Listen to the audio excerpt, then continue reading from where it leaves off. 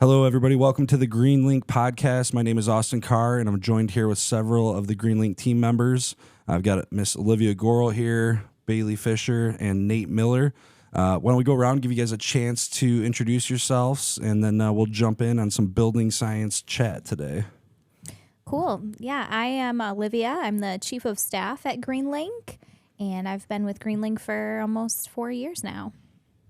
My name is Bailey, and I do sales and some project management roles. Kind of get thrown all over the place. Some boat building for anything that floats. Some boat building, some special projects. There you go, special projects. There you go.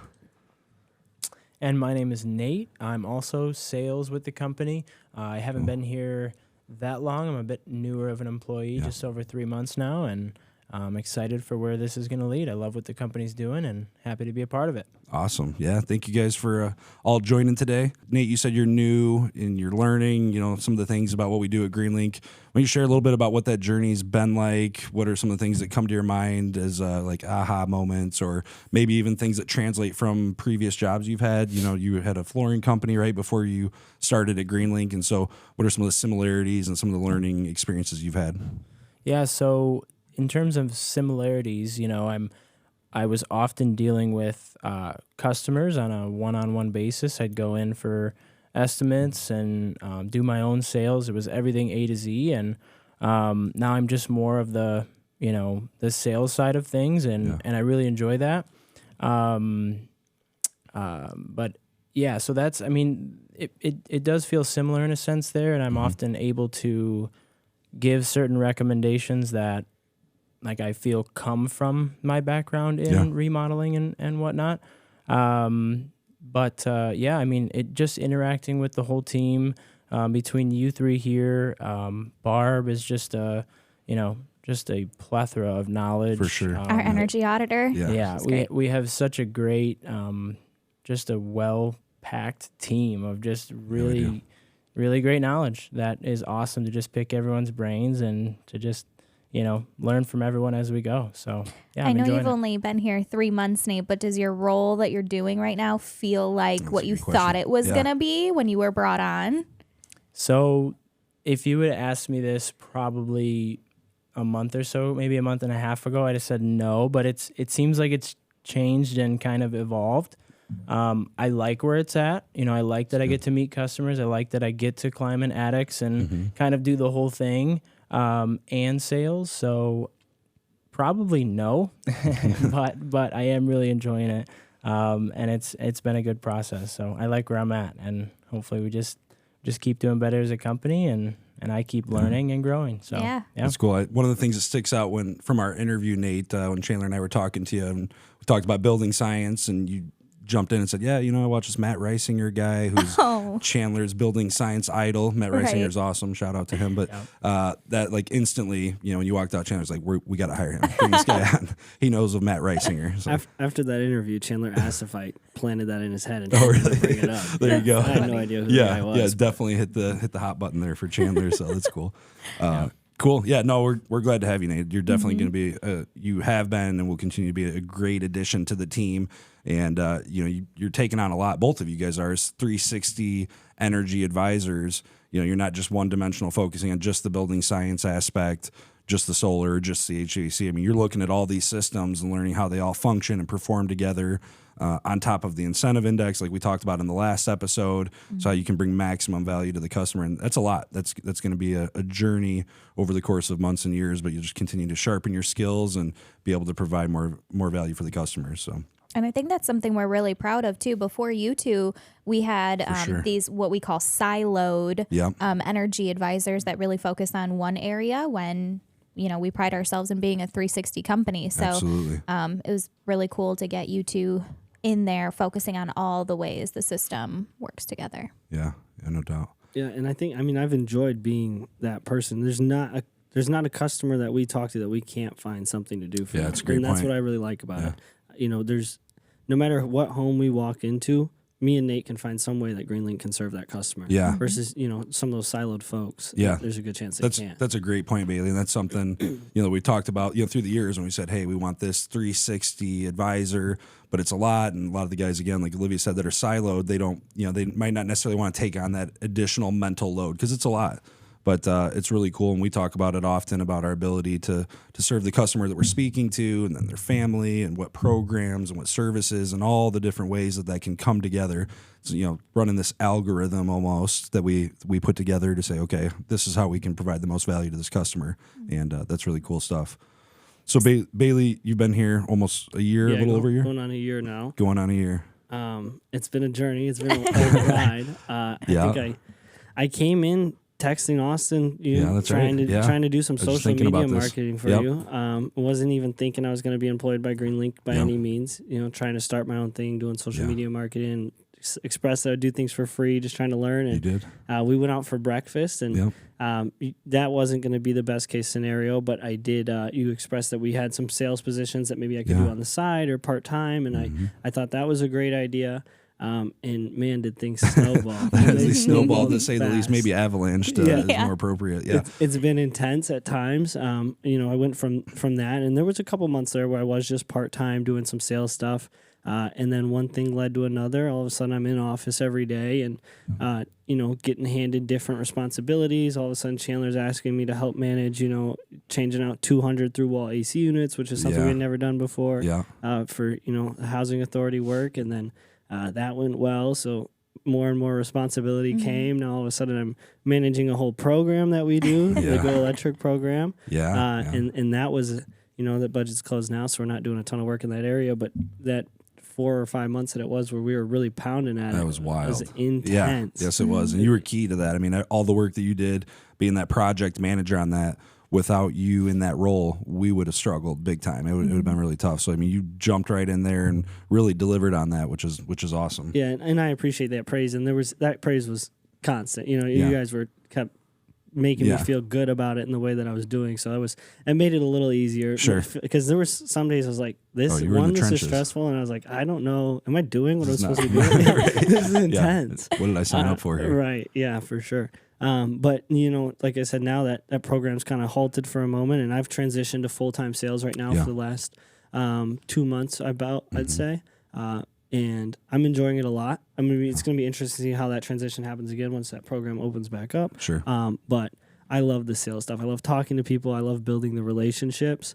And I definitely think that's my strong suit is building relationships with those customers and just folks in the community, which, one thing leads to another, like we've talked about. We talked about yesterday, building those relationships to help, build consistent workflow and all of that. Yeah. And I really think at the end of the day, that's my strong suit. I joke with Nate, I can work with my hands, but I'm better with my mouth. There you go. Yeah.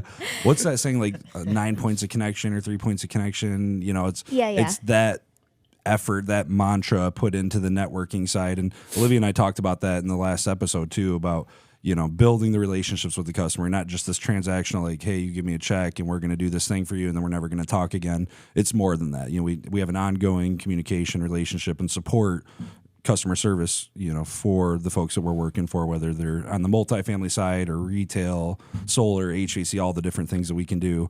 It's important to maintain that. So I think that's really good. I mean, this Christmas, Bailey and his mother were up like nights in a row making these beautiful cookie boxes. Yeah.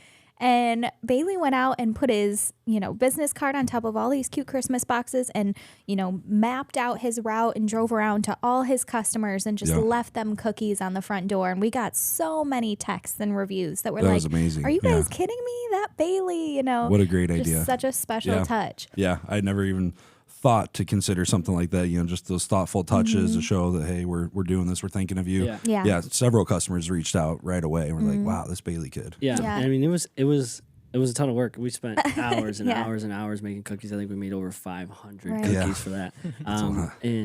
But the texts and the joy and the response from customers that maybe were unresponsive at one point, and the excitement from customers, and the customers who just appreciated the follow up, talking about their different projects, asking how things had been, and I didn't have, obviously handing out cookies, nobody's going to be upset about it, but I didn't realize how impactful it was going to be. Yeah. And it really was impactful. It was great. It's a pretty unique touch. It is. It is for sure. Not Shows every that business thoughtfulness. is doing things even close to that. Yeah, Right. that was. Yeah. Yeah. Well, honestly, I mean, that wasn't really the business. That was entirely you because I had no clue about it until I got a text. I think it was like a Saturday night at 8 p.m. or something like that. And I'm way on the outside of town. And Bailey said, hey, I dropped something at your front door. And I go and look at it. I'm like, what in the world? I mean, wow. Right. Yeah, that was really cool. I was at every end of Rockford and beyond delivering cookies. Definitely beyond, all for the sure. way out west into Winnebago and down way south where you're at, and even up in Roscoe, Rockton area a little bit. So I was everywhere. Quite a trek. Yeah. It was fun though. It was good. I felt honored. I think I was the first drop off. So that There was, you I go. think I might have been like the Felt last special. on the first night. Yeah. I was like in my jammies and he came to the Was it door. multiple nights that you were doing No, it didn't. It was just one night we were doing Okay. the delivering. We Got it. cooked cookies for multiple days, but Okay. it was Nate was the first and Olivia was the There last. you go. Actually. So, Okay. yeah. nice. Good bookends there. Mm-hmm. So, as you guys are getting into this role, obviously we're in the winter season right now. As you're going out to customers, primarily let's say on the building science side for a moment here, what are some of the things that you're seeing, that customers are experiencing? What are some of the calls you're getting? And how do you find, that we're able to provide value to those customers? Yeah, I mean, I think I had a very straightforward customer yesterday that was just very, very Yep. textbook. We went out to this customer's house, and man, I wish I could show pictures right now, but there was icicles on this customer's house like we had never seen before. Crazy. That's Yeah. what she said when she called. She was like, I've never seen anything like this. Like, I think the biggest icicle was 5.5, 6 feet long Yeah. from the second story down, and just massive ice damming, which is super textbook building science stuff. Yeah. When there's a lack of insulation in the attic, you get a lot of heat loss. That roof heats up, your snow melts, and then refreezes as it drains down, and right. you get those giant icicles. And the water starts to pool up because of those ice dams, and they even had some water leaking into their house under their shingles, and all of that was it was very textbook. So when I was explaining everything to her, it was very direct. A plus B equals C. This is what we're gonna do. This is how we're gonna fix it. I was able to just even pull up some images and show her diagrams that explain why it's happening and the way things are happening, and we haven't done anything for this customer yet, and she's already extremely happy just because the education that we gave her. So Yeah, that was it's a really big nice. deal. It was nice Yeah. to see. Giving people the peace of mind, at least now they know what the problem is. And, people start to call around. She might not have known, do I call a roofer? Do I call an installation? Do I call HVAC? Who can help me here? Do I need to join forces with these entities? Get them all three here at the same time to diagnose this? But when you can go out there and speak knowledgeably and give somebody the peace of mind that, yes, you know what the issue is, here's the solution, whether or not they go with us or whoever else, at least they're on the right path. And I think that's really important.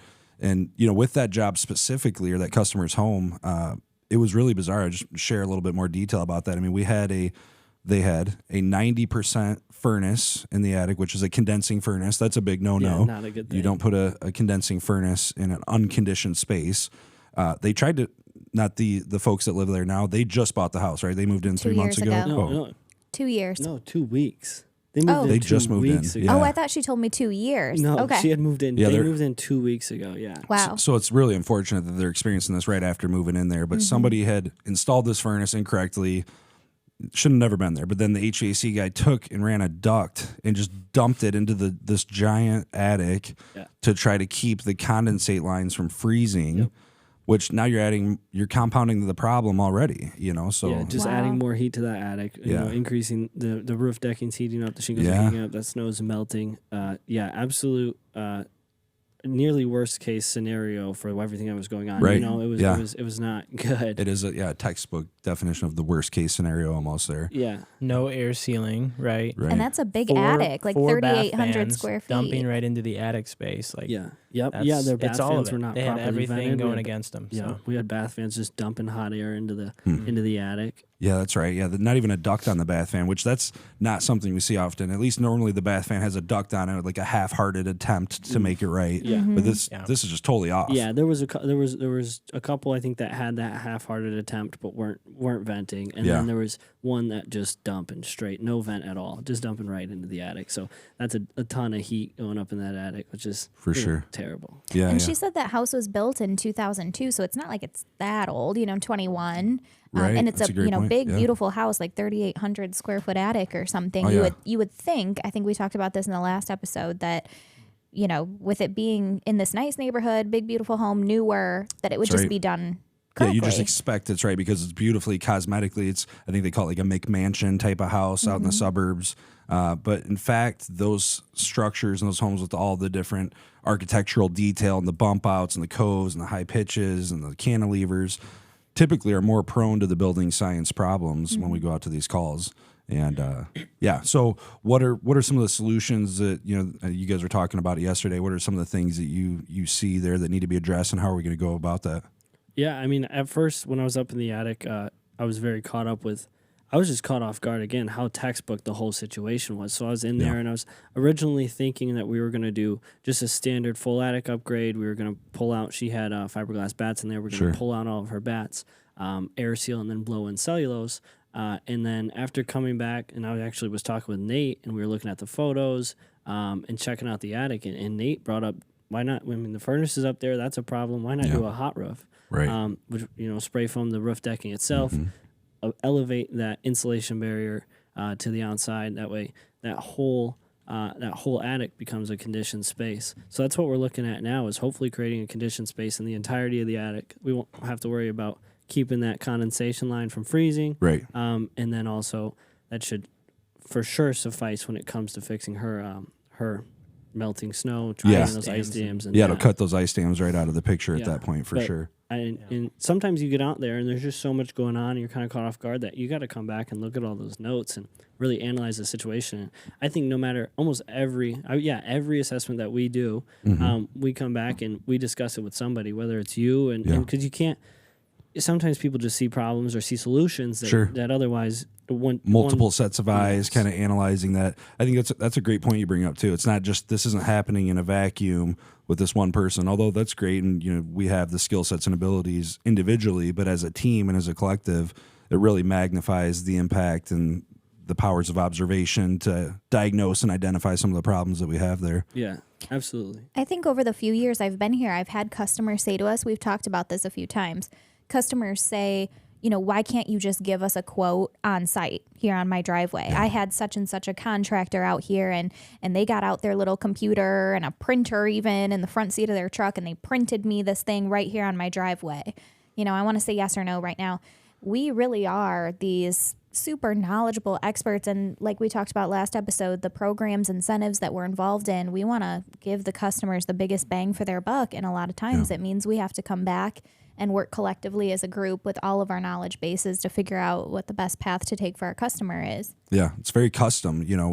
Although typically, yes, when we talk about efficiency or comfort, we're focusing on the attic, but every attic's different, has unique situations, not unlike this one. So, Nate, what are some of the things that come to your mind? Do you think of any project or customers that you've dealt with where you've seen something bizarre, unique, and that's led to something interesting? So, I kind of piggybacking off what Olivia was saying about building a quote right there in the driveway or whatever, printing it out on your in your passenger seat. That's something that can work. And I'm in homes sometimes where they're on a slab foundation and their walls are fully insulated and they have brand new windows and their bath fans are vented correctly and they just have a rectangle home, ranch style home, that just needs a normal attic upgrade. Yeah. That's very simple. For the most part, I just described a very simple situation where I could give her or him a price right there on the spot, no problem. But, you start getting into these custom homes, like you were saying, with all these, fancy framing techniques and everything where the insulating is not as easy and they just kind of don't pay as much attention to it. That's really not a printed in the driveway situation. Yeah. That is a situation where, coming and, bouncing ideas off of, our building science experts or just each other as salespeople, if it's simple enough, will suffice. But yeah, we always like to take it to our building science experts to make sure we are providing the best possible, answer for your issue. Yeah. Yeah. I think that's a good point too. There are situations where you can't give that to the customer on site. So it doesn't have to always be this big thing where you take it back and process it for a few days. In a lot of cases, yes, it is. But sometimes that process can happen faster, and that's great. So not to bash that for the folks who are giving on-site estimates, and someday maybe, we'll do that with some of our projects, but right. And that's due to the repetition that we've done, though. That's right. That's going to be in scenarios where, okay, we've seen a house with nearly identical to this one, and we've done it 15 times over. So we're 100% sure that this is what this house needs. This is the fix. Right, Yeah. right. You had a new lead recently, Nate, that somebody bought a school and wanted to spray foam the gymnasium ceiling. Did you talk to that customer? Yeah, I just spoke with him today, actually, just a couple hours ago, to get some updates from him on what exactly he's wanting done, some pictures from him maybe, which I'm still waiting on. It sounds like he's got insulation currently in the roof, but it's all kind of hanging down. It's old. He said it's 60, 70-year-old insulation. And he's just kind of trying to weigh his options. So again, this is a situation where, tomorrow, first thing, I'm talking with one of our building science experts. Once I get those pictures, hey, what's our best route for him to go? Are there other options? Because we initially were talking a closed cell spray foam on the roof deck there. But he's a little bit concerned with the price of that. And so I said, well, I'm going to go talk with who I need to talk with.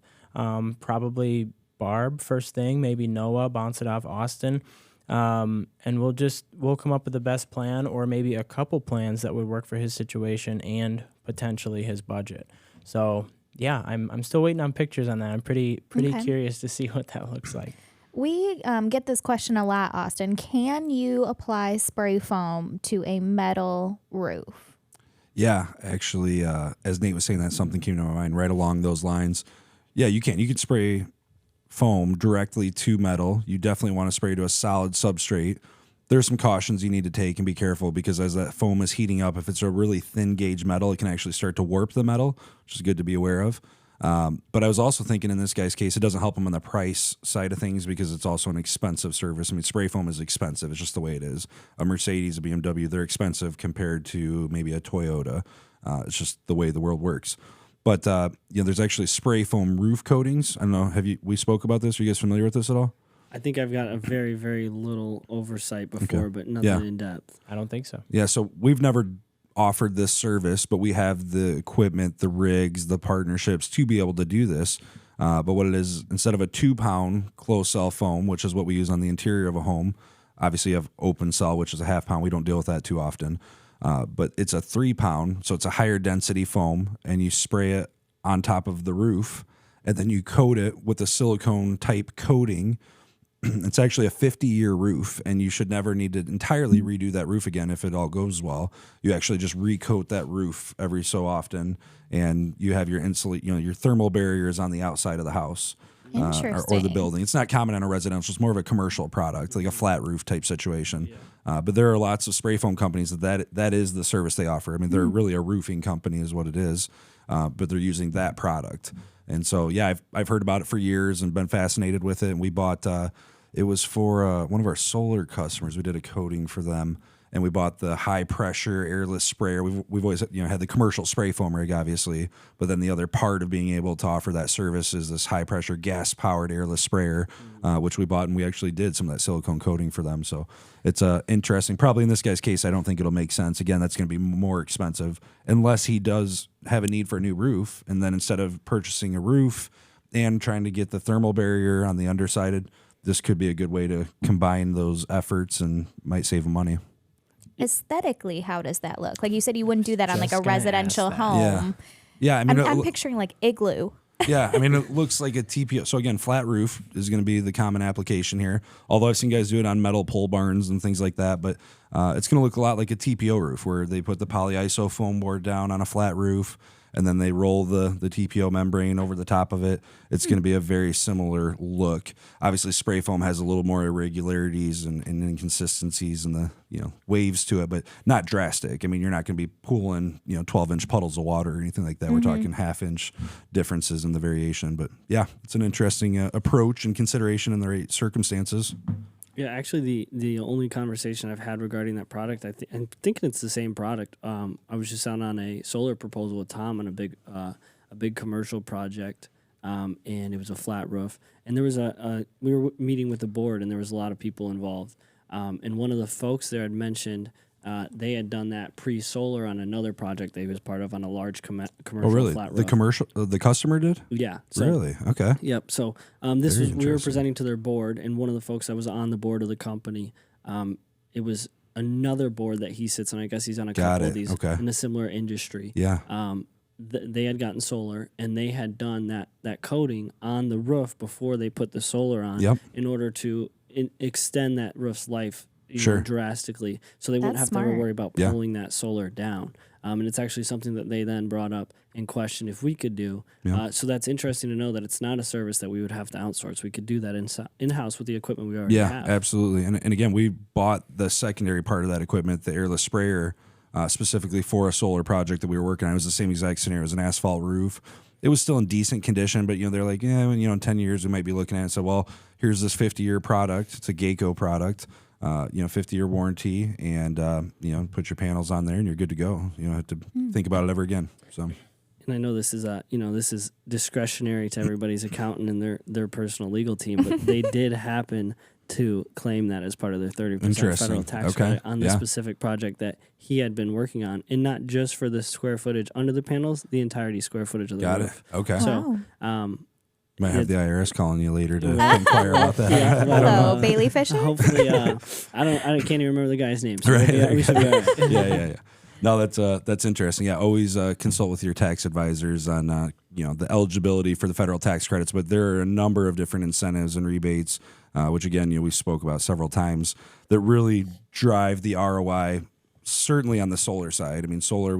I sent out a quote today to a customer, and he had a 2.8 year, 2.4, 2.8 year ROI on a system as a residential system, which we don't typically see that, but he had the perfect south-facing barn, and I think it was going to be like 45 panels or something like that, but he's going to recoup all that money in 2.8 years, and that's amazing. So then he's got 20 plus years of positive cash flow from going solar. You can't beat that. That's as good or better than the stock market's going to treat you. Yeah, absolutely. At that point, it's such an investment. In that, it's almost, you can cash look at passive.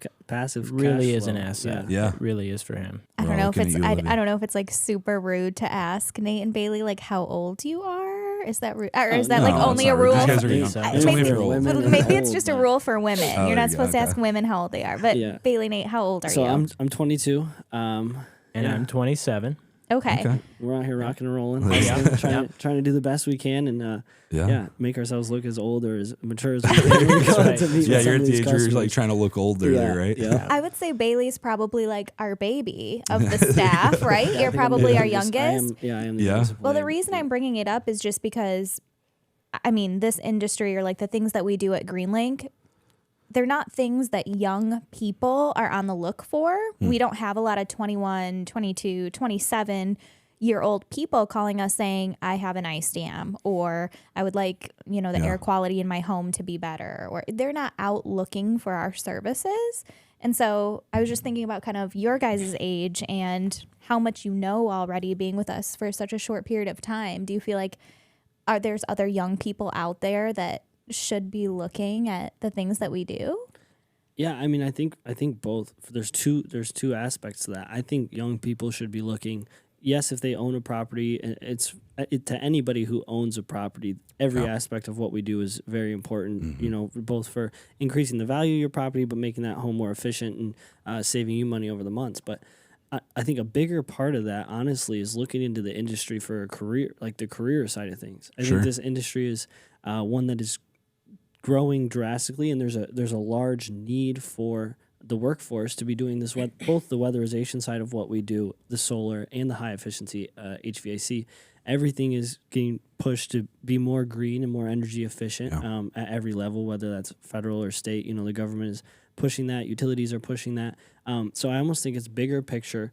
If you're young and unsure of what you want to do or old and still haven't figured it out, it is a career worth diving into, and it's definitely there's a lot of opportunities and in all the different areas too. When we talk about energy efficiency, it's not just, the building envelope side or the building science piece. It's also the HVAC piece, which we spoke a little bit about with the heat pump technology in the last episode. Then you've got the solar and the batteries and the EVs and, the smart panels, all the different things. I mean, there's just almost a never-ending, variety of options, services, and products that could be implemented and are being implemented as well. And you talk about the size and where the industry's at right now. I mean, the industry is definitely in its earlier years. I mean, it's, energy efficiency has been discussed for decades, obviously, maybe centuries, I don't know, a long time. Since the beginning of time, people wanted to keep their caves a little bit warmer in the wintertime, I imagine, right? Yeah.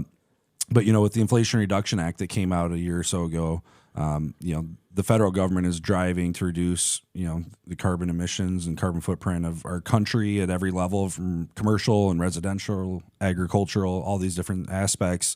And so we view this as hundreds of billions of dollars of growth in this industry over the years to come. And, there's a lot of opportunity there for sure.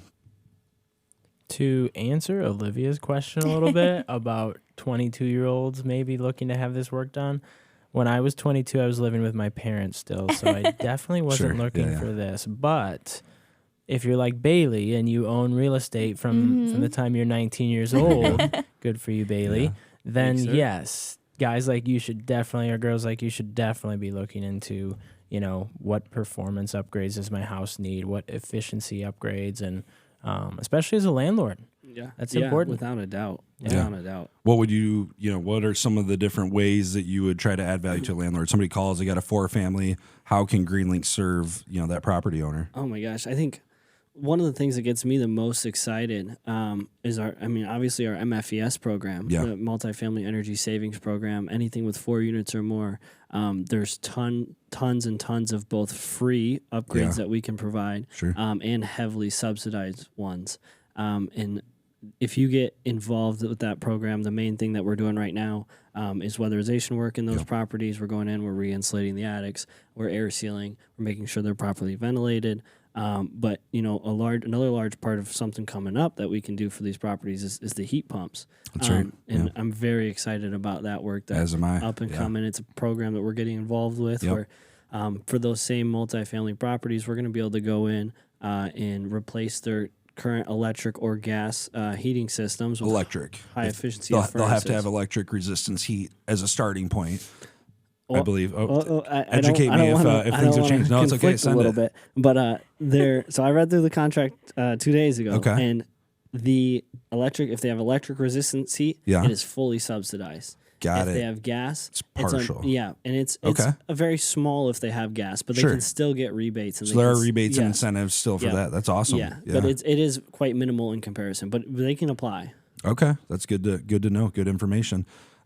We've had a number of multifamily customers, and we talked about you actually mentioned about the window units, right? So that was another service. I think that was a fully incentivized or largely incentivized service. Full coverage, It was full. Okay, So we changed out 200 and some window units, right? It was like 210 or 215 for the housing authority. That's great. That public housing authority, I think we did $500,000 worth of work all in all with them so far. I mean, there's still more to come. And I think we're still having conversations with them. Right. Yeah. Yep. No, it's incredible. Awesome. Yeah, and I think nearly every penny of that was subsidized and covered, which was incredible. Yeah, it is. And kudos to that housing authority as well. I don't know if I can give their name. I'll hold back from doing that. But the director of that housing authority was very ambitious and collaborative to work with us. You talked about when you say the word free and that freaks people out and the messaging to deliver to folks when you tell them about these programs, but he was very receptive, and he and the housing authority might not necessarily gain, but their mission to serve low income folks,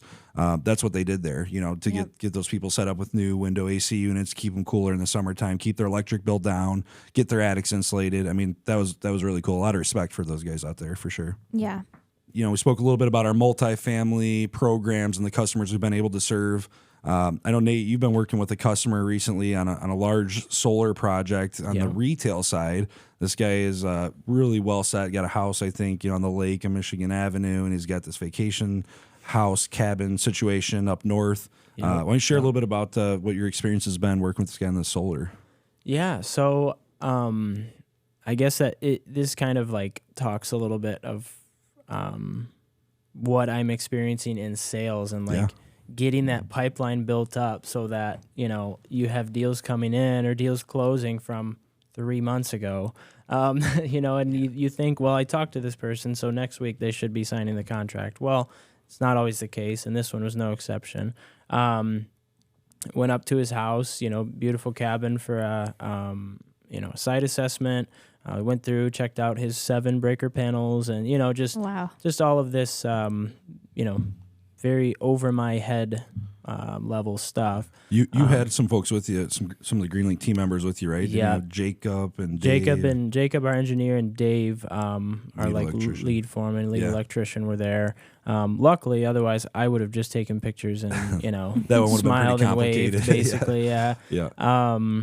But yeah, it's and they had a lot of fun with it. But you know, we've got big solar system going up for them. There's like 900 feet of trenching from 3 different buildings, and 6 10-kilowatt-hour batteries. Yeah, I think about 60 kilowatt hours worth of batteries that we're putting out there. A whole bunch of batteries. It's just been a lot of back and forth to figure out placement of things and order of operations, and and I mean, I'm talking with this man's accountant, like trying to give her the 411 on the federal tax credit. So this applies to all 50 states, and I'm kind of shocked at how many accountants, tax advisors, and not that we are not tax advisors by any means, but we do have in-house counsel about all of this, so we keep really up to date on this sort of thing.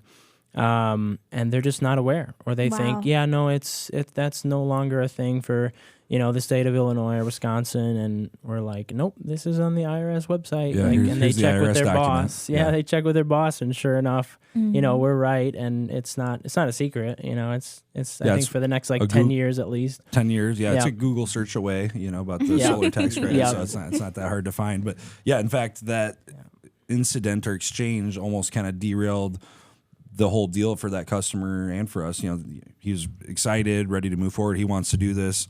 And the accountant, I mean, pretty quickly just shut it down. Nope, not a thing. And that was looking pretty bleak for a moment there until you got them over. I think you just copy and pasted some stuff right off the IRS's website and sent it over, right? Yeah. And got confirmation that indeed he was eligible for the 30% tax credit, and got us back on moving forward there. It makes sense. I mean, when you're talking about multiple tens of thousands of dollars, it makes sense how that could kill a deal. Oh, you know, sure. you think, hey, I'm going to be getting this massive check, or massive tax credit, I should say, towards my income the next tax season, and then you're, you know, and then all of a sudden it's like, well, no, maybe not. So I can see how that would kill a deal, but luckily it did not. So. Yeah, in his case, I mean, we're talking almost $100,000 tax credit. Yeah. And that, like you clarified there, that's not a check. It's a tax credit based, you know, offsets your tax liability, and there's different ways to get creative, which again is why we encourage our customers, talk to your accountants, figure out the best way to utilize and realize these tax credits. So right. In Illinois, we've got the Illinois Shines program and the SREX solar renewable energy credits, which really helped drive the market in Illinois. And really, when I talked about that 2.8, 2.4 year ROI on this residential system, it's the combination of the federal tax credit of 30% coupled with the Illinois Shines SREC credit. And you put those together, I think this guy's system went from, I would say, right around, we'll say $50,000 as a gross cost. And the net, he was sub 10. He was like $9,000, $8,000. $8,000, $8,000 after he recoups all his incentives. And you know, the federal tax credit, you're able to recoup that in the next tax year. But the SREC check, we tell our customers, this is about 12 to 18 months until you get that check back. So it's something, you know, a lot of our customers will do a bridge loan to carry over that balance until they get their credits, and then they're left with the net costs, and they're offsetting that from their utility bill.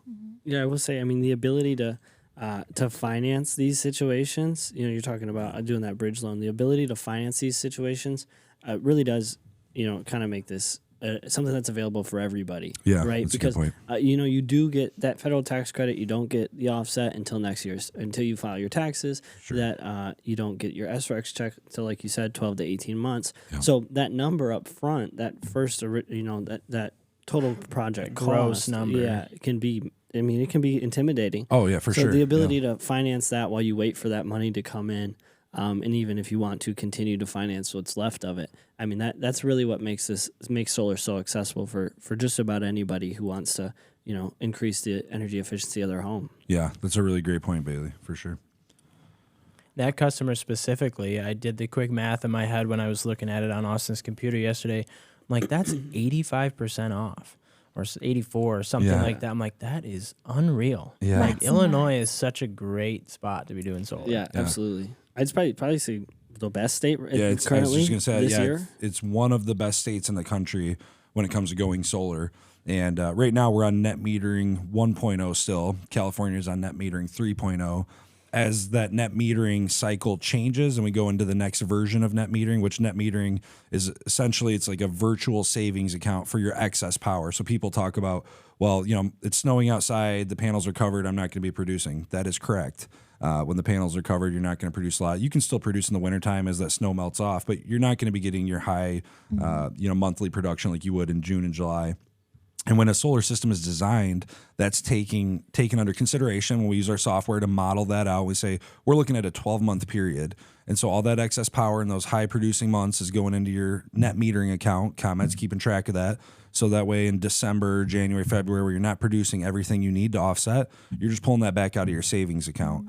But as you go into net metering 2.0, which is going to happen at the end of this year in 2025, that's going to change the dynamics a little bit, and it takes a little bit of the ROI down on solar.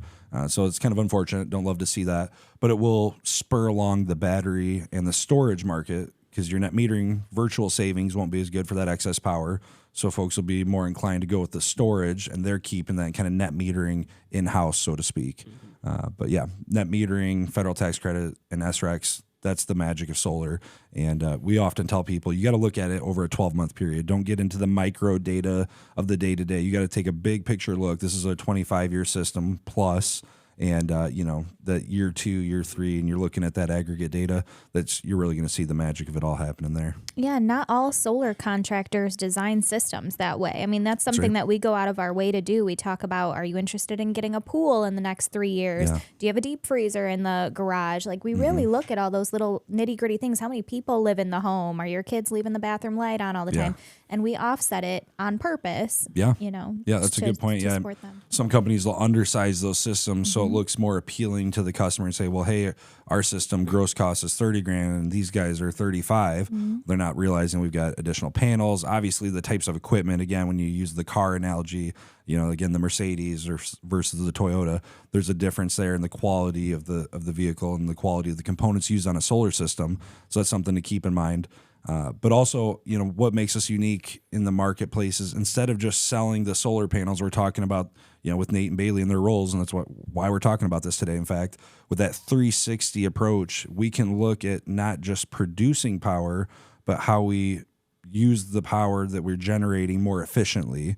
And there's a lot of good byproducts of that, like more comfort in the home, better indoor air quality, and several of the other things that we've been discussing. So that ecosystem is important to look at the whole building as a system when we take into consideration solar energy efficiency upgrades. Yeah, I will say, Austin, just like to look at things in the big picture, it's quite the storm you've put together to have all these aspects under one roof, one company. Everything's done from the ground up. I don't think there is anything that we outsource now. And I think that's the way we like it. So to be able to do all that with folks that we see every morning, every day, the same people coming in, our HVAC guys, our solar folks, and our weatherization folks. Great point. We're able to control the quality of work because we do it all under one roof, and just to be able to have that presence and to circle back to where we started, be able to go into home and know that we can do all that at once.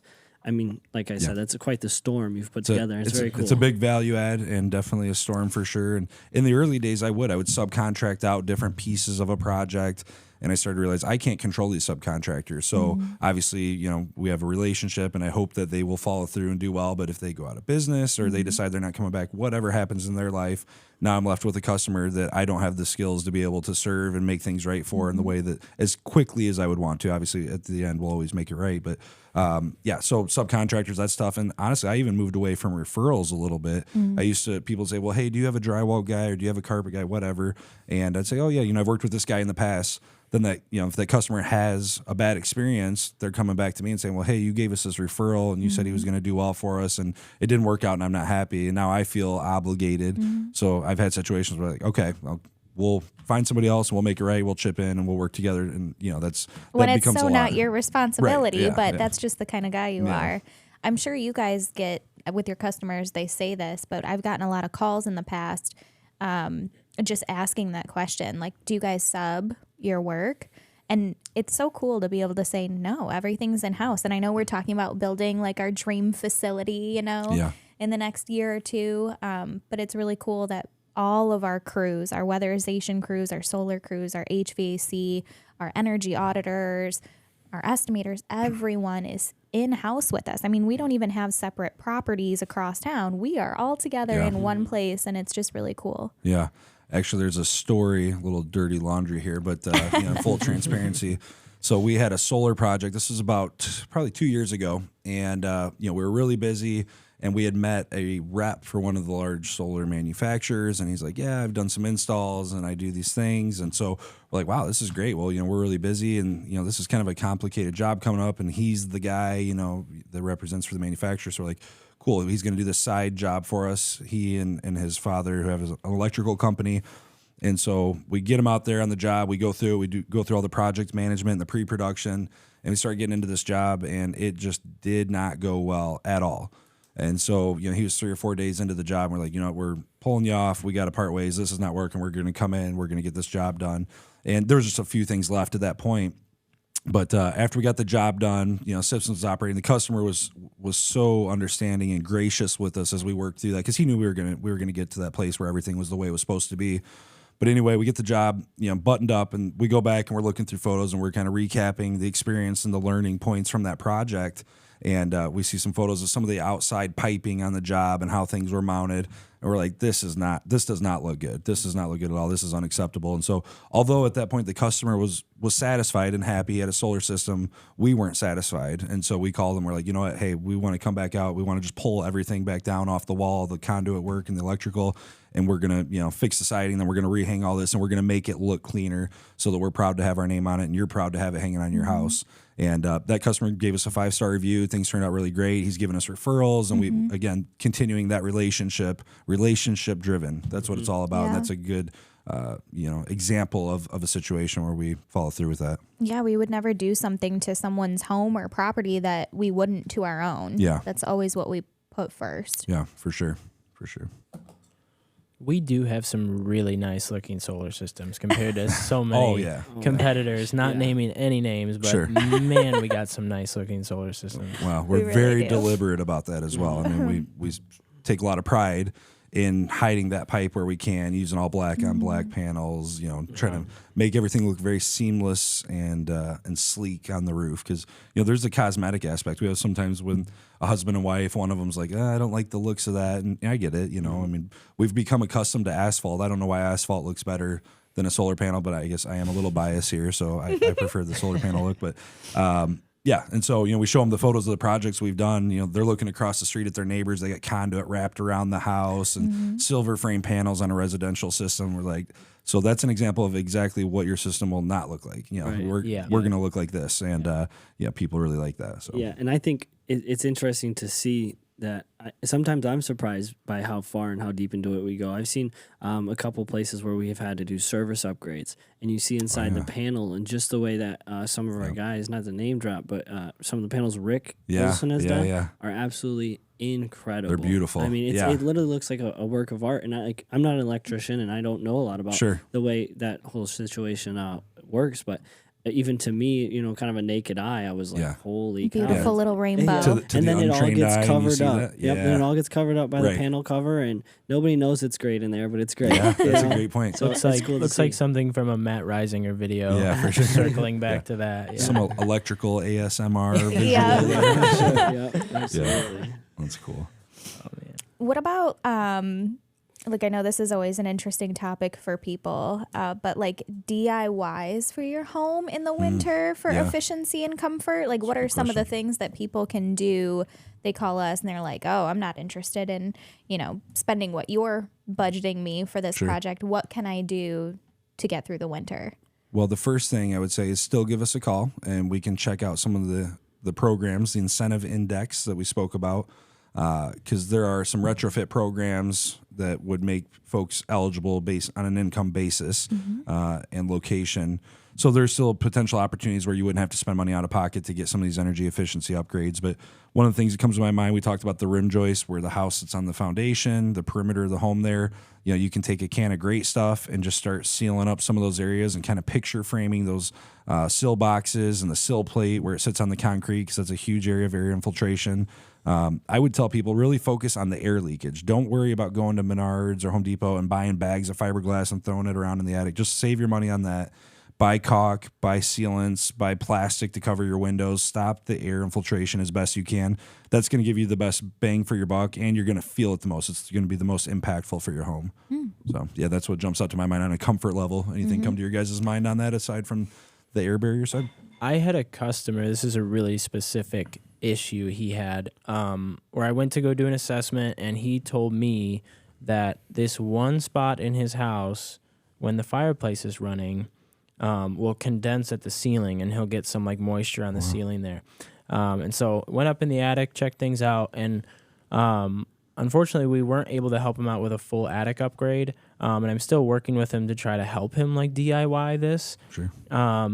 Because it's maybe a 4 square foot area, 6 square foot area, just with zero insulation. And he just has blown fiberglass up there right now. And so, for him, a little DIY thing would just be to throw some insulation in there, right? Yeah. And to stop that. Seal it with some caulk. Right. Yeah. Increase the surface temperature of that substrate to stop the condensing from happening. Yeah. So there are certain situations that are kind of one-offs, but, that would be a fix for him. That's his main concern, and that would be something he can definitely do on his own.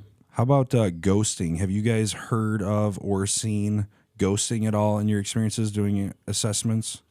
I've seen it a couple times. Yeah. So Olivia brought it up in the last episode. We talked a little bit about ghosting as some of the problems that customers will see. I remember when we got our first call for this, but basically what ghosting is you start to see the shape of the trusses where they're the lines where the trusses are running. The ceiling's white, then you've got these gray stripes going down the ceiling, or maybe it's on a knee wall around the perimeter of a vaulted ceiling or something like that. And what that is the framing is cold, and it's transmitting that cold down, conducting the cold to the drywall, and it's just enough to, at some points where it's creating a little bit of moisture, a little condensation, just enough that some of the dust in the air is clinging to that surface. And, that's a telltale sign that, that you've got some energy efficiency and thermal barrier issues in the home. And now that you explained that a little bit, I was trying to remember exactly what that looked like. But I've seen that a lot in the multifamily properties. Yeah. A lot of these really big multifamily properties, you see that a lot. Or you see it in like splotches, like yellow stain or whatever. And maybe we wouldn't call that ghosting, but like a condensation spot that is developed. Yeah. So in the wintertime, we talked about, one of our solar customers had this going on, but in the winter, it's very common that folks were calling roofers and they're saying, hey, I've got a roof leak, and it's January or February.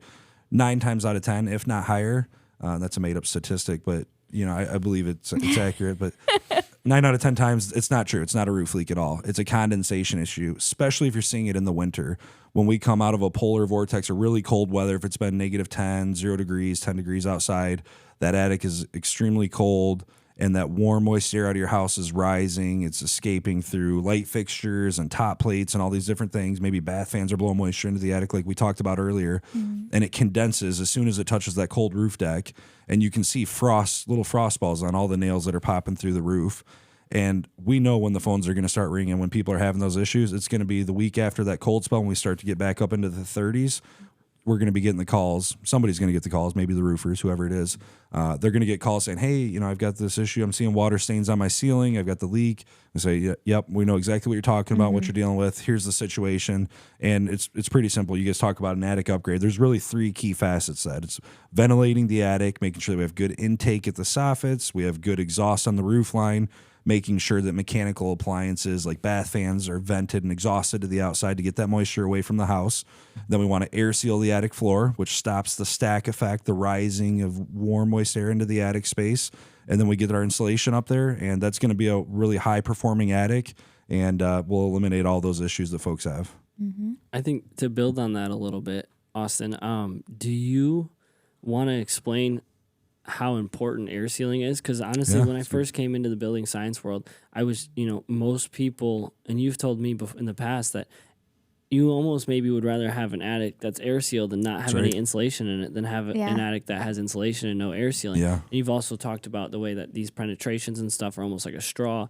The ways you explain that kind of really helped me understand how that whole situation works. Yeah, it's a good point. Hopefully somebody doesn't have to choose between one or the other. Yeah. But sometimes people are like, hey, I'm just going to go ahead and add insulation. I'm not going to air seal. I'm like, just don't do the insulation at that point. If you're committed to doing something, you got to do the air sealing first. But I use an analogy about, if you're drinking a glass of water or chai tea, in my case right here, through a straw, and you cap that straw, you're locking that pressure plane, and now that movement isn't going to happen freely through that straw. And our houses are the same way. When we cap the top of that attic floor or the bottom of the attic floor, and we stop that air from being able to freely rise in there, because when you lose air up through the attic space, now your home has to breathe in, just like our lungs. We're breathing out, we're breathing in. Our homes are the same way. If you lose air, it's got to replace it. It's got to come from somewhere. So it's going to create as much of a negative pressure as it needs to replace the air that it's losing, and it's going to pull in from the windows and the doors. And I had a great example of a customer we did years ago. She had really, really leaky windows and doors, and we did some caulking and some gasketing at the end of the job, but it was like a 2 or 3 day project. And after day 2, when we had finished the attic, before we got to the windows and doors, she's like, oh, wow, whatever you guys did to the windows and doors, it's great. I mean, it's so much less draft coming through the windows and doors. I said, well, I'd love to hear that, but we haven't touched them yet. And it's because we reduced the free-flowing air up into the attic space, and therefore the home's not needing to pull in as much air from those, sources of infiltration. So, air sealing. And when I started, I kind of felt the same way, years ago, 10, 11 years ago when I started in the weatherization. I was like, okay, we're doing the sealing, and it just didn't feel super meaningful and impactful. But through the years, time and time again, it definitely is.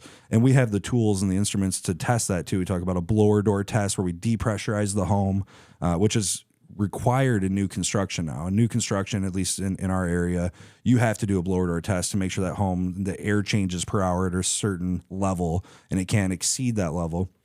But yeah, running the blower door test pre-work and post-work helps you quantify and show, hey, we've reduced the air infiltration by 30%, by 50%. We've had 60 and 70% air reduction on some projects. So it's a really big deal and cannot be understated, which is why when you talk about the DIY, if you have to choose something, stop the air. Stop the air. Absolutely. Yeah, I'll tell customers, it doesn't matter if you have 20 inches up there. If it's not sealed underneath, it's just going to float right through. Yeah. We got the Chandler analogy, which I shared with you guys the other day about the parka situation. So Chandler kind of come up with this. It's a good analogy. But so if you walk outside in a blizzard, it's blowing cold, -10 outside, and you have a giant ball of cotton and you stuff yourself inside that ball of cotton, you're still going to freeze to death. That cotton is not going to change your life at all. Whereas if you take that cotton ball and then you wrap it in, some Tyvek or Kevlar or whatever, some kind of air barrier to it, now you have a parka and you can go out and, have a better chance of surviving and staying warm out there in the cold weather. So it's the combination of the air barrier with the thermal barrier. That's what makes the magic happen. I've got to get a Greenlink isms book going on. I mean, each and every one of us has these analogies and these codes for things. I need a Greenlink isms book developed. We definitely do. Certainly a lot. Yeah, there is indeed. The nicknames and everything. It's intense. Yeah. Oh, yeah. So to wrap this up, Nate and Bailey, what are your 2024 goals for yourself and for Greenlink? Bailey's got or some yourself big at ones. Greenlink. Bailey's got some big ones. Yeah, okay, go Bailey. I'd say so. They're ever changing for sure, but I'll start with the Greenlink ones. Transition to primarily this sales role, and I think this is a goal that me and Nate kind of share. That's correct. Yeah. We have very large goals in mind for our sales side of things, how many customers we want to interact with. And I won't go into details and numbers, but we're essentially looking to be tied for top sales folks at the company, and I believe in you. We've got to beat Tom. Yeah, Tom is one heck Tom's of a salesman. Not to name drop, but Tom Anderson. Well, we are coming for you. Yeah.